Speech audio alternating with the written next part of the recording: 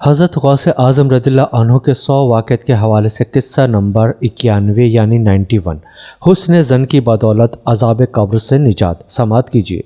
منقول ہے کہ بغداد کے محلہ باب العزج کے قبرستان میں ایک قبر سے کسی مردے کی چیخنے کی آوازیں سنائی دینے لگیں۔ لوگوں نے حضور سیدنا غوث اعظم رحمۃ اللہ علیہ کی خدمت میں حاضر ہو کر عرض کیا تو آپ رحمۃ اللہ علیہ نے دریافت کیا کہ کیا صاحب قبر نے مجھ سے خرقہ پہنا؟ لوگوں نے عرض کیا کہ ہمیں اس کا علم نہیں۔ آپ رحمۃ اللہ علیہ نے دریافت کیا کہ کیا یہ میری محفل میں کبھی شریک ہوا؟ لوگوں نے کہا کہ ہمیں اس کا علم نہیں۔ آپ رحمۃ اللہ علیہ نے پھر دریافت کیا کہ اس نے کبھی میرے پیچھے نماز پڑھی؟ لوگوں نے عرض کیا کہ ہمیں معلوم نہیں۔ آپ رحمۃ اللہ علیہ نے اب کی بار مراقبہ فرمایا اور آپ رحمۃ اللہ علیہ کے چہرے مبارک پر جلالیت کے آثار نمایاں ہو گئے۔